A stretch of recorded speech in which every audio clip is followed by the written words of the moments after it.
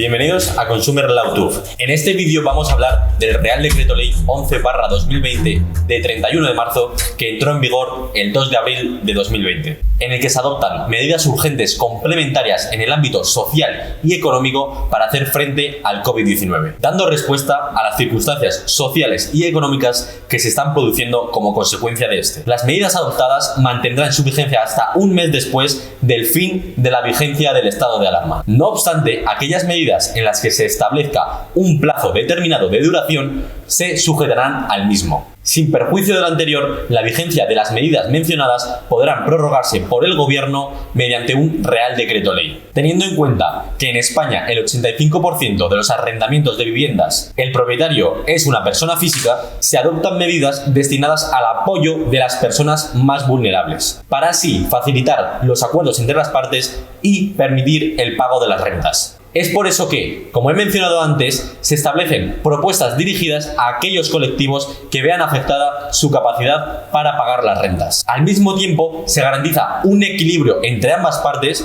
en el que no se traslade la vulnerabilidad de los arrendatarios a los arrendadores, especialmente aquellos para los que los ingresos por las rentas puedan ser esenciales. En resumen, los tres principales objetivos de ese Real Decreto son: primero, responder ante la situación de vulnerabilidad de los arrendatarios producida por el COVID-19. Segundo, el diseño de unas medidas de equilibrio que no permitan, en el momento de resolver la situación de los arrendatarios, que la vulnerabilidad de estos se traslade a los arrendadores. Y por último, atender y poner en marcha los recursos suficientes para conseguir los objetivos mencionados y responder ante todas las situaciones de vulnerabilidad.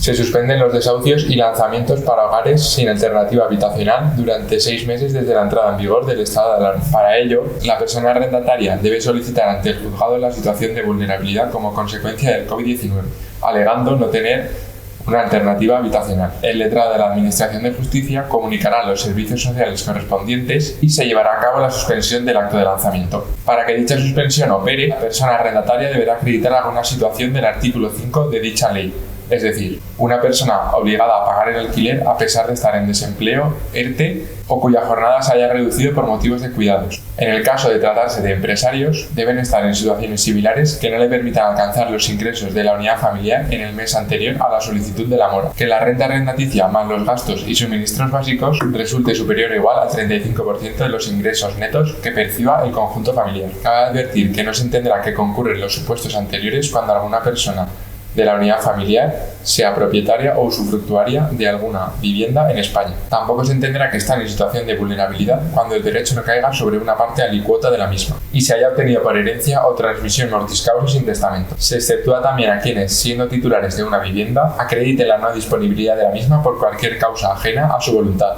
o cuando la vivienda resulte inaccesible por discapacidad de alguno de los miembros de la unidad familiar. En el caso de que la situación de vulnerabilidad afecte a arrendadores, podrán acreditar ante el juzgado su situación de vulnerabilidad económica o social. Se entenderá que concurre el consentimiento del arrendador por la mera presentación del escrito alegando la situación de vulnerabilidad mencionada. La concurrencia de las circunstancias del artículo 5 se acreditarán por la persona arrendataria ante la persona arrendadora mediante los documentos recogidos en el artículo 6. Aquí podemos apreciar los documentos del artículo 6. Tras la finalización del estado de alarma y sus prórrogas, dispondrá de un mes para la aportación de los documentos que no hubiesen facilitado anteriormente.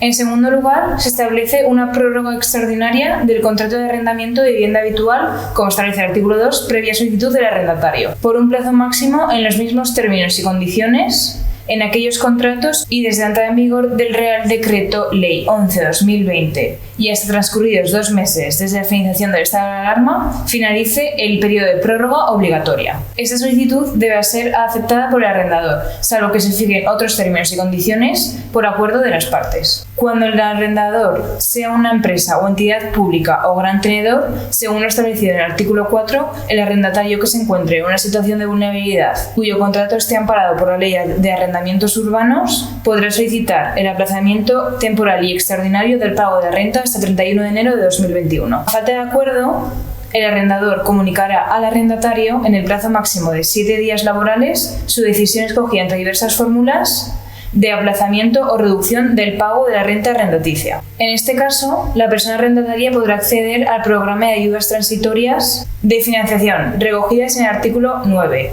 y se levantará la moratoria en el pago de la renta arrendaticia. El plazo de suspensión pasa de 1 a 3 meses, con el consiguiente fraccionamiento de cuotas. Además, se añade a los autónomos a los colectivos que pueden beneficiarse de esta moratoria. El inquilino podrá solicitar un crédito finalista directamente pagado al arrendador por importe de hasta 6 mensualidades de la renta de alquiler a devolver en un plazo máximo de 10 años. Este crédito no tendrá interés, será concedido por las entidades de crédito y contará con el aval del Estado, que firmará el correspondiente acuerdo con el Ministerio de Transportes, Movilidad y Agenda Urbana. Para personas que tengan problemas más permanentes en el pago del alquiler, podrán solicitar un nuevo programa de ayudas directas al pago del alquiler, que podrán añadirse a las citadas anteriormente.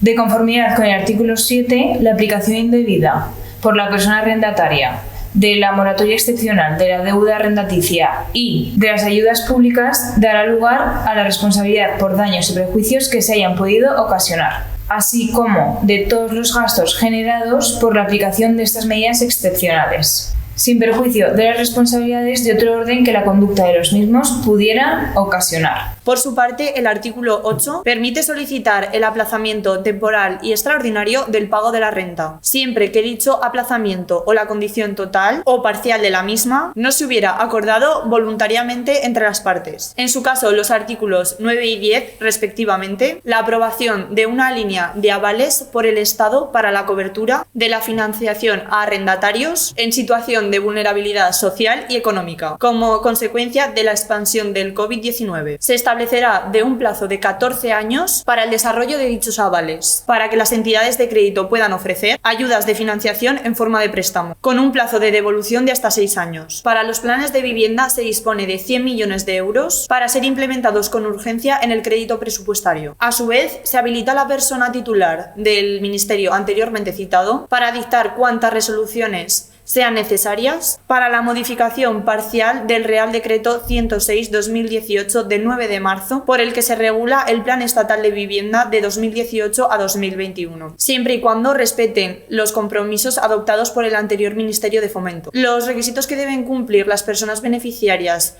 de las ayudas del Plan Estatal de Vivienda podrán ser revisados por cada comunidad autónoma y, en su caso, por las ciudades de Ceuta y Melilla. En caso de incumplimiento de alguno de los requisitos, se suspenderá la concesión de las ayudas desde el momento del incumplimiento y se procederá a realizar el reintegro necesario. Cabe destacar que el artículo 12 incorpora un nuevo procedimiento que posibilita destinar las ayudas a la compra de viviendas con objeto de incrementar el parque público de viviendas. Podrán obtener ayudas las viviendas que sean adquiridas por las administraciones públicas, los organismos públicos, así como las empresas públicas y las entidades del tercer sector sin ánimo de lucro. Además, la norma incorpora un programa específico para las personas que han sufrido violencia de género, las personas sin hogar y las personas con especial vulnerabilidad, a fin de dotarlos con una solución habitacional inmediata. Es de interés que mediante el artículo 14 se autoriza a las comunidades autónomas a destinar fondos todavía no comprometidos para la concesión de ayudas al alquiler en aplicación del nuevo programa de ayudas para contribuir a minimizar el impacto económico y social del COVID-19 en los alquileres de vivienda habitual.